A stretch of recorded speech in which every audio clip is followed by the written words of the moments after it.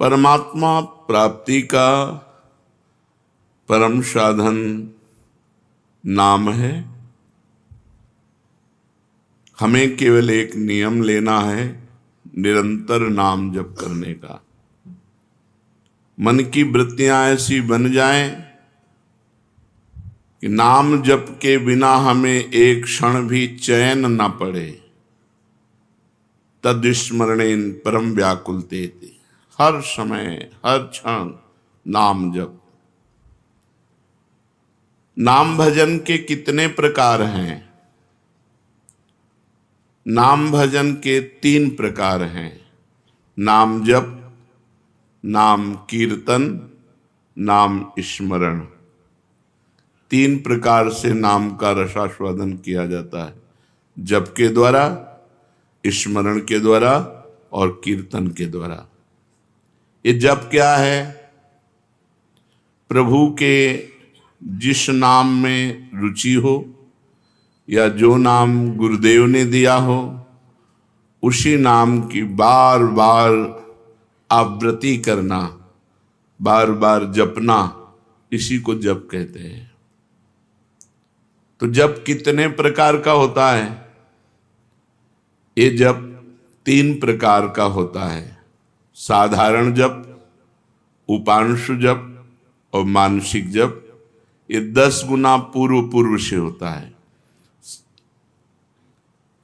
विधि विधान से यज्ञ याज्ञ जो किए जाते हैं, उनसे 10 गुना फल साधारण जप में है। साधारण जप से 1000 गुना फल उपांश में है और उपांश से लाख गुना फल मानसिक में है। मनुस्मृति में ऐसा वर्णन है। साधारण जप क्या है? जिसमें स्वर तो सुनाई दे पर वो कीर्तन नहीं है। जैसे राधा राधा राधा राधा राधा राधा राधा राधा राधा राधा, ये कीर्तन नहीं है, ये साधारण जप है।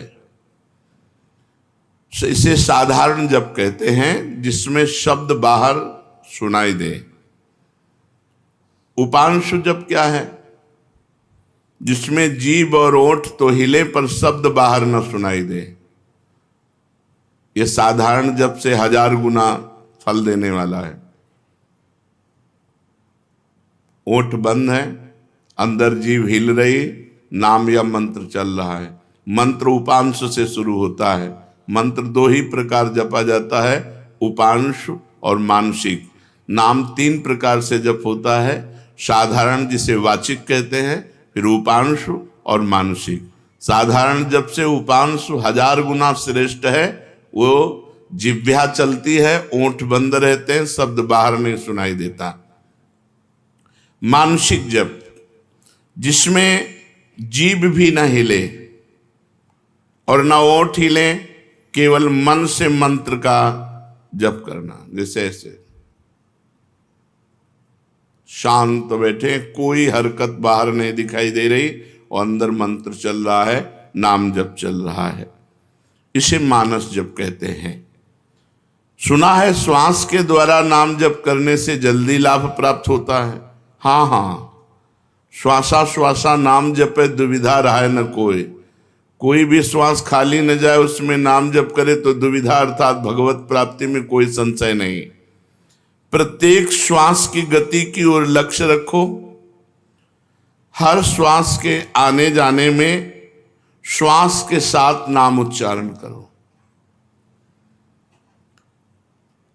अगर ऐसा नहीं बनता तो उपांशु के साथ श्वास जोड़ो, जिह्वा हिलाओ, नाम या मंत्र जप करो ओंठ बंद करके और श्वास के साथ। आरंभ में माला काउंटर जो आपको सुविधा पड़े वो ले लो और श्वास श्वास कई कई नाम, कई कई मंत्र ऊपर खींचने पर, छोड़ने पर श्वास प्रश्वास में जप करें। धीरे धीरे मन लगने लगता है, क्योंकि बिना मन के छूट जाएगा श्वास। श्वास की गणना छूट जाएगी। हर श्वास में नाम जप करना है। स्मरण क्या है? स्मरण युक्त जप किसे कहते हैं? स्मरण केवल मन की वृत्ति से होता है। जिस जप में नाम लिखा जाता है, नाम साक्षात दिखाई देता है, सुनाई देता है, उसे स्मरण कहते हैं। पूरी स्मृति में नाम या मंत्र विराजमान है, आप उसी में डूब कर जप कर रहे हैं, ये केवल मानसिक होता है, ये न वाचिक होता है न उपांश होता है, ये होता ही मानसिक है। इसीलिए प्रायः इस पर ज़्यादा देर साधक टिक नहीं पाते। नाम मंत्र चल रहा है, बार बार उसी की आवृत्ति लिख रहे हैं, बार बार उसी को सुन रहे हैं, लेकिन जिह्वा नहीं चल रही, कोई चेष्टा नहीं हो रही, अंदर ही हो रहा है। इसे जप स्मरण युक्त कहते हैं, स्मरण जप कहते हैं। ये मानस मूर्ति पूजा की भांति नामोक्षरों की भावना मन में कर सकते हैं? हाँ, कर सकते हैं। जैसे श्री राधा वल्लभ लाल जी की रूप माधुरी सामने है, अब उनके मस्तक पर लिख रहे हैं मंत्र, उनकी छाती पे लिख रहे हैं, उनकी बाजुओं पे लिख रहे हैं, उनके चरणों में लिख रहे हैं, और बार बार जहाँ मन आया पूरे श्रीअंग का दर्शन करते हुए वहीं बार बार मंत्र लिख रहे हैं, बार बार नाम लिख रहे हैं। मानस मूर्ति की पूजा की भांति आपको लाभ देगा। क्या नाम अक्षरों की आवृत्ति का और कोई उपाय है? हाँ, मन की रुचि के अनुसार आप आकाश में कर सकते हो, आप हृदय में अपने कर सकते हो, आप अपने मस्तक पे कर सकते हो, मस्तक पे बार बार लिख रहे हैं अपने अंदर से, या आप अपने हृदय में लिख रहे हैं, या सामने बाहर लिख रहे हैं, जैसे आपकी रुचि बने। या आप नाम के पूरे गहने पहना दीजिए ठाकुर जी को, चरणों में नूपुर तो नूपुर की जगह नाम मंत्र, बाजुओं में बाजूबंद तो बाजूबंद की जगह नाम मंत्र, कुंडल की जगह नाम मंत्र, तिलक की जगह नाम मंत्र हम बार बार लिख रहे हैं। ऐसे जैसे भी बने, अंदर से लिखते हुए नाम का स्मरण करना बहुत जोर का लाभ प्रदान करता है। तो नाम जप, नाम स्मरण, नाम कीर्तन। नाम कीर्तन में गगन भेदी स्वर होना चाहिए। उच्च स्वर स्तंभद सर्वदैव, ऊंचे स्वर से कीर्तन होना चाहिए। जितना उच्च स्वर से होगा उतना ही कीर्तन लाभ देगा। कीर्तन कितने प्रकार के होते हैं? अकेले भी ताली बजाते हुए भगवान नाम कीर्तन होता है, आर्त भाव से अकेले पुकारते हुए ताली बजा रहे भगवान के नाम का कीर्तन, या कई लोग मिलकर के भगवान नाम कीर्तन कर रहे हैं, भगवान का गुण कीर्तन कर रहे हैं, मृदंग है, मंजीर है, धफ आदि वाद्य बजाते हुए कई लोग मिलकर भगवान के नाम का कीर्तन, गुण कीर्तन। संकीर्तन का क्या प्रभाव है? जहां तक नाम पहुंचेगा वहां तक निष्पाप कर देगा। जिनके कानों में, पशु पक्षी जिनके भी कानों में नाम ध्वनि, गुण ध्वनि पहुंची, गुण ध्वनि चतुरासी जी, जैसे आप चतुरासी जी गायन करते हैं, ये गुण ध्वनि है, महिमा ध्वनि है। नाम ध्वनि, नाम कीर्तन, राधा राधा राधा, ये जहां तक जिसके कानों में पहुंचेगी, पशु पक्षी चिड़िया सबके पाप को नष्ट कर देती है। इसीलिए इसे उच्च स्वर में गाया जाता है, नाम कीर्तन। यहां तक कि जड़ वृक्ष भी पवित्र हो जाते हैं, वो जगह पवित्र हो जाती है जहां नाम कीर्तन होता है। ये तो हम समझ गए। अब हर समय नाम जप कैसे हो? भगवान के नाम में महत्व बुद्धि होने से, अपनी भूल पर पश्चाताप होने पर, मैं क्यों भूल गया इतने सेकंड नाम, और बार बार नाम की आवृत्ति अभ्यास करने से, अभ्यास की कमी के कारण, महत्व बुद्धि ना होने के कारण, भूल जाने पर पश्चाताप ना होने के कारण आपका भजन छूटता है। पूर्ण विश्वास करो, इसी नाम से सब कुछ हो जाएगा। नाम में रुचि हो जाए, नाम में प्रेम हो जाए, यही हमारी साधना की पूर्णता है। विश्वास और प्रेम ही भजन है। भजन क्या है? विश्वास और प्रेम। नाम में रुचि और विश्वास एक इसी नाम जप से सब कुछ हो जाएगा। नाम में ही विश्वास और नाम में ही रुचि, इसे ही भजन कहते हैं। और भजन करते हुए भी यदि भजन में रुचि नहीं हो रही तो 10 नामापराधों में कोई एक अपराध बन रहा है, उससे बचना चाहिए। पहला, संत पुरुषों की निंदा। ये बड़े बड़ों से बन जाता है। जिनको अपनी साधना का गर्व होता है उनसे जरूर बन जाता है अपराध। वो दूसरे को लघु समझते हैं, हे समझते हैं। और जहां साधना इस बात की है कि सबको अपना भगवान मानना है, वासुदेवा सर्वम, सबको भगवान मानना है। मैं सेवक सचराचर रूप स्वामी भगवंत, मैं सेवक हूँ, चराचर जगत मेरा भगवान है। लेकिन अपराध तभी बनता है जब अपने को बड़ा भजनानंदी, बड़ा साधक, बड़ा तपस्वी, बड़ा संत मान लेते हैं तो फिर अपराध बनने लगता है। या हम किसी संत में दोष दर्शन करते हैं तो अपराध बनने लगता है। देखो, एक संतों की स्थिति होती है। कुछ स्थितियां ऐसी संतों की होती जिनको देखकर आपको लगेगा ये पूरे संसारी हैं, लेकिन वो संसारी नहीं है, वो बड़े भागवतिक हैं। हम बाहरी स्थितियों से नहीं समझ सकते हैं। पूज्य स्वामी श्री अनंग बोधाश्रम स्वामी जी महाराज दिगंबर रहते, गंगा जी के किनारे 12 महीना कष्ट सहते। और जब वहाँ खेत करने वाले जो तरबूज की खेती, सब्जी की खेती गंगा किनारे करते हैं, वो जब आते तो उनके पीछे लग जाते हो, कहते सुनो थोड़ी तमाकू दे दो, थोड़ी तमाकू दे दो। जहां धर्म सम्राट कर पाते जी साष्टांग दंडवत जिनको करते थे, प्रभुदत्त ब्रह्मचारी जी भगवान मान के आराधना करते थे, वो महापुरुष वो कहते स्वामी जी तुम रोज मांगते हो, हम गरीब आदमी कहां से तुम्हें दें। अरे बोले थोड़ी दे दो यार। अब आप कैसे पहचानोगे कि किस कोटि का महापुरुष है? अगर आप उनकी इस चेष्टा को देखेंगे तो आपकी अश्रद्धा ना हो जाएगी? यार तमाकू, थोड़ी तमाकू के लिए इनके पीछे ढूंढ। और ऐसे महापुरुष के बड़े बड़े महापुरुष साक्षात चरणों में लौटते। संतों की बाहरी चेष्टाएं कुछ ऐसी हो सकती हैं जो हमारी समझ के परे हों, तो हम उन्हें केवल नमस्कार करें। पहला नामापराध है संतों की निंदा करना, सत्पुरुषों की निंदा करना। ये नियम ले ले, हमें किसी संत की निंदा नहीं करनी। और संत चाहे 1000 वर्ष से तपस्या कर रहे हो, चाहे आज दीक्षा लिया हो, शालिग्राम भगवान चाहे 100 वर्ष से सेवित हो, चाहे अभी विराजमान हो, वो बराबर होते हैं। जब पारस ने स्पर्श कर दिया तो चाहे 100 वर्ष पुराना सोना हो, चाहे अभी का सोना हो, वो तो सोना सोना ही है। ऐसे ही संत संत हैं, कभी किसी साधक के प्रति भावना नहीं तो कल का छोरा है।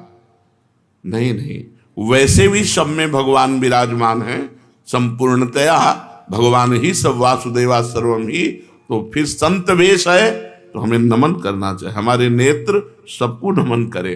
अगर किसी को छोटा मानते हैं तो दोष दर्शन हो जाएगा। सब में भगवान है। तृणादपि सुनी चेन तरोरिषेष्मणा। नाम जापक, नाम कीर्तन करने वाला कैसा होना चाहिए? तृणादपि सुनी चेन। क्यों? क्योंकि अगर ऐसा भाव नहीं तो निंदा किसी न किसी की करेगा और नामापराध, नाम में रुचि नहीं होने देगा, नाम जपने में बाधा पहुंचा देगा। इसलिए सबसे पहला है संत अपराध, भक्त अपराध। भक्तों की निंदा, संतों की अवहेलना ऐसा है कि बड़े से बड़े तप को एक क्षण में नष्ट कर दे। भक्तन निंदा अति बुरी भूल करे जिन कोय, किए सुकृत बहु जन्म के क्षण में डारे खोए। एक क्षण में बहुत जन्मों के पुण्य नष्ट हो जाएंगे, एक जन्म की कौन बात कहे। इसलिए डरो, भक्तन के अपराध से डरपत रहो। ध्रुवदास जी ने कहा है शांत। कोई आके गाली दे जाए, 1-2 थप्पड़ भी मार जाए तो राधे राधे, हमारे भगवान हमारी परीक्षा ले रहे हैं, हमारे भगवान आकर के हम पर कृपा कर रहे हैं। यही भाव रखो। तृणादपि शुनिचेन, मैं भी तो संत हूं, नहीं मैं नीच हूं, मैं अधम हूं और सब संत हैं, सब भगवान के स्वरूप हैं। ऐसा मानने वाले से कभी अपराध ही नहीं बनता। अपराध बनता है जब गुणाभिमान होता है, अपने में गुणाभिमान होता है, तब दूसरों में दोष दर्शन होता है। इसलिए यदि नाम में निरंतर प्रगति, उन्नति, रुचि निरंतर जपने की प्राप्त करनी है तो ये 10 नामापराध से बच जाए। पहला नामापराध संत पुरुषों की निंदा, इससे ये बहुत खतरनाक है। विश्व में हर अपराध क्षमा करने के उपाय हैं, लेकिन वैष्णव द्रोह, संत निंदा, भक्त निंदा का उपाय नहीं।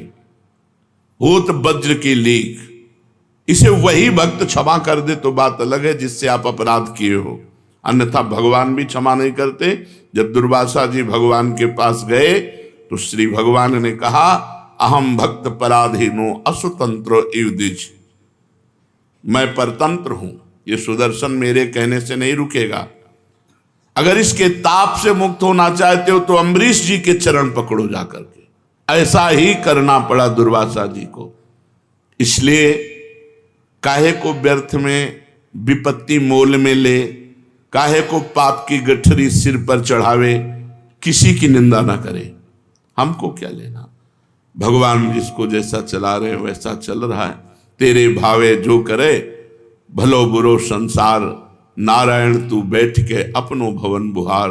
तू अपने अंदर देख, जिन दोषों को देखो, भगवान से प्रार्थना करके उनकी निवृत्ति करो, दूसरों के दोष दर्शन मत करो। दूसरा, नामों में भेदभाव, ये नाम जप नहीं, सब नाम समान फलदायक हैं। तुम्हें जो गुरु जी ने दिया है तुम्हारे लिए सर्वश्रेष्ठ वो है। ध्यान रखो, सब नाम समान फलदायक है, समान सामर्थ्य है, लेकिन हमें जो गुरु जी ने दिया है वो हमारे लिए सर्वोपरि।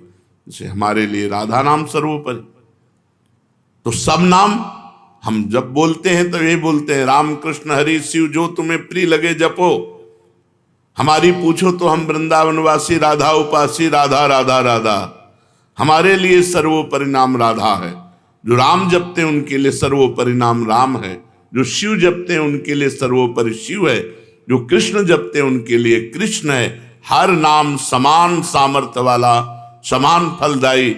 इसीलिए एक नाम जप करके अन्य नाम जाप की अवहेलना मत कीजिए, अन्य नाम को छोटा मत मानिए, अन्य नाम का उपहास मत कीजिए। अगर तुम ये जपते हो इससे क्या होगा, नहीं, ये नामापराध कर रहे हो, तुम्हारे नाम जप में बाधा पड़ जाएगी, अरुचि हो जाएगी।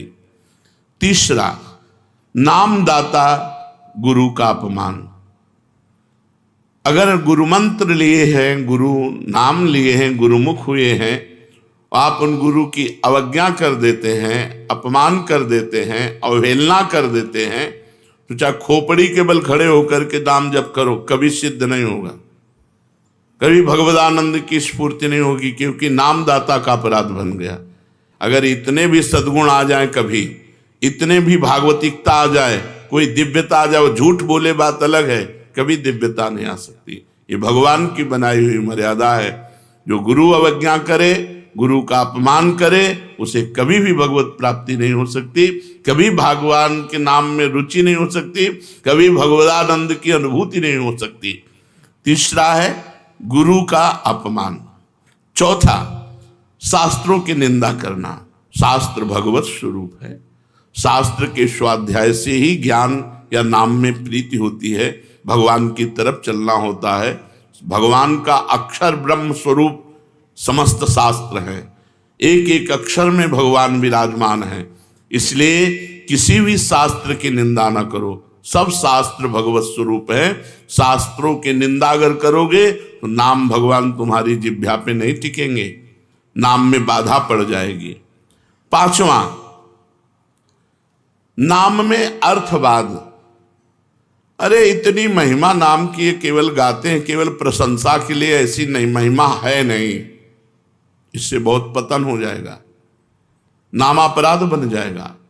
नाम की जितनी महिमा गाई जाए वो सब थोड़ी है, ज्यादा नहीं है। कहूं कहां लगी नाम बड़ाई, राम न सकहि नाम गुण गाई। स्वयं भगवान राम अपने राम नाम की महिमा का पूर्ण रूप से गान करना चाहे तो वो भी नहीं कर सकते। इतनी महिमा नाम की है कि स्वयं नामी यदि नाम की महिमा का यथार्थ में पूर्णतः गान करना चाहे तो वो भी नहीं कर सकता। तो जो ऋषि मुनि संत महात्मा जितने हुए नाम जापक, वो जो वर्णन करते हैं वो यथार्थ सत्य है, लेकिन पूर्ण नहीं है। पूर्ण तो भगवान भी नहीं नाम की महिमा का गान कर सकते, इतनी अपार महिमा नाम की है। इसलिए नाम में अर्थवाद कि अरे ये तो नाम की रोचकता के लिए इतनी प्रशंसा कर दी गई है, वैसे वस्तुतः ऐसा है नहीं, ऐसा सोचना ये नामापराध है। छठा, नाम का सहारा लेकर के पाप करना। कोई पाप कर्म कर रहे, अरे नाम जप लेंगे उससे नष्ट हो जाएगा। पीछे आपने सुना है कि जो नाम के बल से पाप करते हैं उनको अवश्य नरक मिलता है, क्योंकि नाम अबलो नशानी अबना नशे हो। आज तक किया अब नहीं करूंगा, जपो सब पाप नष्ट हो जाएंगे। लेकिन ये उत्साह रख कर पाप करना कि चलो मैं शाम के खूब राधा राधा रट लूंगा, हर नाम एक नाम में जितनी सामर्थ्य उतना कोई पाप कर ही नहीं सकता, तो मैं मनमानी पाप करूं और शाम के नाम जप करूं। नहीं, तुम्हें नरक की प्राप्ति होगी। तुम नामापराध कर रहे हो, नाम का सहारा लेकर पाप करना। सातवां, धर्म व्रत यज्ञ आदि के साथ नाम की तुलना करना, किसी और साधन से नाम की तुलना करना। नाम अद्वितीय साधन है, नाम के समान कोई भी साधन नहीं है। चाहे यज्ञ हो, चाहे व्रत हो, चाहे दान हो, चाहे तीर्थ याटन हो, नाम के समान नहीं है। इसलिए नाम के बराबर कि भाई तुम नाम जप कर रहे हो, हम गंगा नहा के आ रहे हैं, तुम नाम जप कर रहे हो, हम अमुक धर्म कार्य करके आ रहे हैं, तुम नाम जप कर रहे हो, हम अमुक व्रत कर रहे हैं, हम तो 108 यज्ञ कर रहे हैं, तो नाम जापक की बराबरी किसी से नहीं हो सकती। नाम की समानता धर्म व्रत यज्ञ आदि के साथ तुलना करना। नाम जापक जब गंगा जी को स्पर्श करता है तो गंगा जी निष्पाप हो जाती है, गंगा जी निष्पाप हो जाती। गंगा पापम, गंगा जी पाप का नाश करते हैं, लेकिन जब नाम जापक गंगा जी का स्पर्श करता है तो गंगा निष्पाप हो जाती है। इसलिए धर्म व्रत यज्ञ आदि के साथ नाम की तुलना करना ये नाम का सातवां अपराध है। आठवां, हरि निंदक हरि विमुख अवहेलना करने वाले भक्तों की, उन अश्रद्धालुओं को जो सुनना नहीं चाहते, जो भक्तों की निंदा करते, भगवान की निंदा करते हैं, ऐसों को नाम का उपदेश करना। अब यहां विचारणीय विषय है, जो सुनना नहीं चाहते हैं। अभी आपने सुना कि जब नाम कीर्तन किया जाता है तो यदि उनके कान में नाम पड़े उनका भी मंगल हो जाएगा। उनको उपदेश नहीं करना, लेकिन नाम सुनाना है। दूर से भगवान नाम की जय घोष करनी है, घोर पापी के भी कान में जाएगा तो उसका मंगल करेगा। नाम कीर्तन की महिमा में सुना। तो यहां ये बात नहीं है, यहां बात कही जाती है उसको शिष्य बनाना, उसको उपदेश करना। जो अश्रद्धालु है, सुनना नहीं चाहता, हरि निंदक है, भक्त निंदक है, ये नामापराध है। ऐसे को शिष्य नहीं बनाना चाहिए। लेकिन नाम कीर्तन सुनने का सबको अधिकारी है। जैसे जगाई और मधाई, मांस मदिरा आदि सबसे युक्त पुरुष, घोर दुष्ट स्वभाव, भक्त को देख करके ही गाली देना और उनका उपहास करना। तो हरिदास जी ने कहा नित्यानंद महाप्रभु से, छोड़ो इनके समीप भी नहीं चलना, ये मोहल्ले में उनका तंबू लगा हुआ है, शिविर लगा हुआ है, चलोगे ठीक नहीं है। काहे को मधुमक्खी के छत्ता पे ईंट मारे, वो भनभना के तुम्हारे ऊपर ही आएंगी। तो नित्यानंद महाप्रभु ने कहा अधिकारी तो यही है, ऐसे लोग ही अधिकारी हैं हरिनाम के, जो घोर पापाचरण में रत हैं। उनके कान पर यदि हरिनाम जाएगा तो उनका भी मंगल हो जाएगा। जाके महामंत्र का उच्चारण किया, परिणाम वही हुआ जैसे बर्रा के छत्ता में कोई ईंट मार दे। शराब के नशे में थे, एक घड़ा उठाया और फेंक के मारा तो नित्यानंद महाप्रभु के सर पर लगा और रक्त स्राव होने लगा। भगवान नाम उच्चारण करते हुए ये प्रहार उनको सहना पड़ा। उनके लिए जब ये सूचना मिली चैतन्य महाप्रभु को तो भगवद आवेश में आ गए और सुदर्शन चक्र का स्मरण किया। सबने प्रार्थना करी, नित्यानंद महाप्रभु चरणों में लौट गए। प्रभु आपका अवतार दुष्टता का नाश करने के लिए, दुष्टों का नाश करने के लिए नहीं, प्रभु ये आपके विशेष दया पात्र है, कृपा पात्र है। आखिरकार उन दोनों भाइयों को महाभागवत बना दिया, जगाई मधाई को महाभागवत बना दिया। उनके नाम के घाट बने हुए हैं। तो भगवान नाम सुनने का अधिकारी सब कोई है, लेकिन भगवान नाम की दीक्षा का जो हरिनिंदक है, भक्त निंदक है, अश्रद्धालु है, ऐसे को यदि नाम उपदेश किया जाए तो नामापराध लगता है।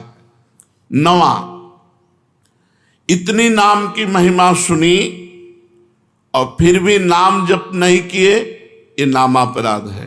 ये 9वां नामापराध है, नाम की महिमा सुनकर नाम में प्रेम ना करना, नाम की महिमा सुनकर नाम जप ना करना। इतनी महिमा सुनी, भगवान ने इतनी कृपा करी कि नाम की महिमा सुनवाई और आप नाम जप में नहीं लगे, अब आप अपराधी हो, आपको दंड मिलेगा। 10वां, मैं मेरे में फंसे रहना और भोगों से प्रेम करना और नाम का विस्मरण कर देना। नाम गुरु जी ने दिया, जपने की प्रेरणा की, मैं मोर तोर तैसी माया में फंसे रहे, भोगों में फंसे रहे, तुम्हारी दुर्गति पक्की होगी। ये 10 नामापराधों से यदि बच जाए तो नाम जप और नाम कीर्तन में आसक्ति हो जाएगी, नाम में प्रेम हो जाएगा। यदि हमें नाम में प्रेम नहीं हो रहा तो देख लो इन 10 नामापराधों में कोई एक अपराध बन रहा है। पहला, संत पुरुषों की निंदा। दूसरा, नामों में भेदभाव। तीसरा, गुरु का अपमान। चौथा, शास्त्र निंदा। 5वां, हरिनाम में अर्थवाद। छठा, नाम का सहारा लेकर पाप करना। 7वां, धर्म व्रत यज्ञादि के साथ नाम की तुलना करना। 8वां, अश्रद्धालु हरिविमुख और सुनना ना चाहने वालों को भी नाम का उपदेश करना। 9वां, नाम का महत्व सुनकर भी नाम में प्रेम ना करना। 10वां, मैं मेरे तथा भोगादि विषयों में लगे रहना। ये 10 नामापराध हैं। अब आज हमको पता चला 10 नामापराध हैं, इनमें हमसे कई नामापराध हो गए, तो उनसे कैसे छूटे? तो प्रश्न है, नामापराध यदि बन जाए तो उससे छूटने का उपाय क्या है? नामापराध यदि बन जाए तो उससे छूटने का उपाय क्या है? तो कहते हैं कि नामापराध को छुड़ाने के लिए नाम ही है। पश्चाताप करते हुए नाम जप करो, वो नामापराध को भी मिटा देगा। अपनी भूल को, अपनी गलती को बार बार दोहराओ, मेरे से ऐसा क्यों हो गया, हे भगवान ऐसा नहीं होना चाहिए था, राधा राधा राधा राधा, वो भस्म हो जाएगा। अंदर जलन होना, पश्चाताप होना, अपनी भूल स्वीकार करना और नाम जप करना, तो नाम जप से ही और पश्चाताप से ही आपका नामापराध नष्ट हो जाएगा। नाम आश्रय से चमत्कारी लाभ होने का क्या उपाय है कि हमारे जीवन में चमत्कार होने लगे? ऐसा कोई उपाय बताइए। चमत्कारी लाभ, भाई नाम स्वयं में चमत्कार है। एक बार श्री ज्ञानदेव जी और नामदेव जी ब्रजमंडल में परिक्रमा के लिए आदि आदि दर्शन के लिए। वो तो महायोगी ज्ञानदेव जी सूक्ष्म रूप धारण किया और कुएं में जाकर जल पियाए पर अपनी प्यास बुझा ली। नामदेव जी से कहा आप, तो उनका हमारे पास तो योग है नहीं, नाम ही है, विट्ठल विट्ठल विट्ठल विट्ठल। तो कुएं से पानी ऊपर उठने लगा और समीप से आके बहने लगा और पीने लगे। नाम सर्व चमत्कारी, नाम सर्व चमत्कारी। कबीरदास जी के एक शिष्य जो आए थे उनसे शास्त्रार्थ करने, पद्मनाभ जी, वो जा रहे थे तो एक भीड़ लगी हुई थी। तो ऐसे कौतूहलवश देखा क्या बात है, तो एक आदमी आत्महत्या करने जा रहा था। उसे गलित कुष्ठ था शरीर में, तो पत्थर बांध करके वो गंगा जी में डूबकर मरना चाहता था। पद्मनाभ जी नजदीक गए, उनका ऐसा क्यों करना चाहते हो? बोले कोई प्यार नहीं करता, जिसको देखो मुझे घृणा की दृष्टि से देखता है और मेरा शरीर गलित कुष्ठ पी मवाद में नहीं जीना चाहता, इसलिए मैं आत्महत्या करना चाहता हूं। तो उनका डुबकी लगाओ, गंगा में खड़े हो, एक डुबकी लगाओ, राम, देखो अभी 2 डुबकी 3 डुबकी में एकदम फ्रेश शरीर। जब लौट कर गए तो कबीरदास जी से कहा कि बड़ी चमत्कार पूर्ण नाम की महिमा है। क्या? बोले गलित कुष्ठ ने जब हमने प्रेरणा की तो राम बोलकर जो डुबकी लगाई उसका गलित कुष्ठ, तो उनका राम पूरा नाम नामाभास से ठीक हो सकता था। कबीरदास जी ने कहा नामाभास से ठीक हो सकता था।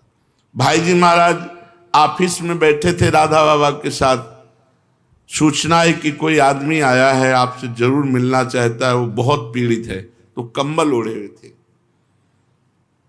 भाई जी क्या बात है भाई? तो उनका मैं आत्महत्या करने जा रहा हूं। क्यों? कंबल हटाया, देखा पूरा शरीर गलित कुष्ठ से। तो उनका गलित कुष्ठ। भाई जी ने कहा अच्छा नहीं, आत्महत्या करना तो ठीक नहीं है। भगवान नाम लेकर जे ही आलिंगन खत्म। वासुदेव कुष्ठी का चरित्र है चैतन्य चरितावली में। चैतन्य महाप्रभु ने हरे कृष्ण कह के जे गले से लगाया। नाम का अद्भुत चमत्कार। पर छोटे मोटे चमत्कारों में प्रयोग करोगे तो सबसे बड़ा चमत्कार की सुमिर पवन सुत पावन नामू अपने बस करी राखे रामू, ये नहीं हो पाएगा। भगवान का साक्षात्कार नहीं हो पाएगा यदि अपने नाम का प्रयोग करोगे। भगवान का ये हमने जीवन में कई बार देखा है। भगवान नाम का अद्भुत चमत्कार, अद्भुत महिमा भगवान नाम की देखी। नाम में विश्वास हो, नाम को आदर बुद्धि के साथ जपो, नाम का चिंतन करते हुए नाम जपो, नाम को गुप्त रखो, जो चाहोगे हो जाएगा। नाम को गुप्त रखो। कितना जब संख्या करते हो, इसीलिए हम संख्या करते नहीं। सही ईमानदारी से अगर कोई हमें हाथ खड़ा करके पूछे कि तुम्हारी साधना क्या है, तो हम कह देंगे शून्य। शून्य के सिवा हमारी साधना कुछ नहीं है, क्यों कोई गणना नहीं है। कोई गणना हो कि ये है ये है ये है। अब जो दिनचर्या बन गई वो तो जैसे किसान की खेती वैसे हमारी दिनचर्या है। हम उसे साधना थोड़ी मानते हैं। जैसे किसान आदमी अपना सुबह से खुरपी फावड़ा लिया, अपने खेत में गया, दिन भर मेहनत की, शाम के खाया पिया, चैन से सो गया, अब उसे हम साधना माने। अब हमारा तो जीवन बचपन से यही रहा, तो हमारी तो किसानी यही है, हमारी खेती यही है, कोई गणना नहीं। अगर हमसे पूछा जाए आपकी साधना क्या है, तो हम कह देंगे शून्य। तो आप जी किससे रहे हो? मेरे बल सी वृंदावन रानी, महारानी जी के बल से जी रहे हैं। महारानी जैसे किसी को ये भ्रम हो कि इतने शिष्य हैं, इन सबको भगवत प्राप्त करा देंगे क्या? तो हम पोस्टमैन हैं। तुम्हारी बात लाडली जी तक, लाडली जी की बात आप तक, और हम अपने समेत सब ये लाडली जी के हैं। कई बार आपको कहा है कि अगर डिब्बा मोक्ष में ताव दे कि मैं 500 लोगों को पहुंचा दूंगा तो बेवकूफी है। उसका कनेक्शन इंजन से है। इंजन में 2-4 लोग जाते हैं और डिब्बे में 100-200 लोग बैठ करके स्टेशन पहुंच जाते हैं। हमें डिब्बा, इंजन नहीं है कि तुम्हारे में क्या पावर है दिखाओ, तो शून्य है पावर। और पावर इतना है कि सैकड़ों को लाद के पहुंचा देंगे। वृंदावन धाम में बैठ के कहते हैं पावर की पूछो तो धाम में कह रहे हैं इससे ज्यादा सत्य प्रमाणित क्या हो गया। कोई कहते हैं कि भाई सत्य बोलना तो मंदिर में बैठो, धाम में बैठ के कह रहे हैं कि लाडली जू तक सैकड़ों को पहुंचा सकते हैं। पावर की पूछो तो शून्य है, कनेक्शन की पूछो तो महान है। कनेक्शन से हम जा रहे हैं। कैसे उपापी क्यों न हो हरिवंश नाम जो ले, अलक लड़ेती रीझ के महल खवासी दे। हरिवंश प्रताप ही जानत हैं, हरिवंश प्रबोध क्या प्रताप। श्री हरिवंश प्रताप नाम नौका निज खेवक, भवसागर सुख तरत निकट हरिवंश जी। आओ भैया नाव में बैठ जाओ। बैठ गए किसकी? हरिवंश की नाव में। खेवैया वो हैं अपने बैठ के तरंगे देख रहे हो, निकुंज पहुंच गए। जिनको संशय है कि डिब्बा नहीं पहुंचा सकता तो इंजन में जगह नहीं है। आप पक्की बात समझ लो, इंजन में जगह नहीं है, डिब्बा में ही विश्वास करना होगा। और हमें डिब्बा तो अगर जगह न मिले तो ठस के बैठ जाओ, पहुंच जाओगे, इसमें चिंता न करो।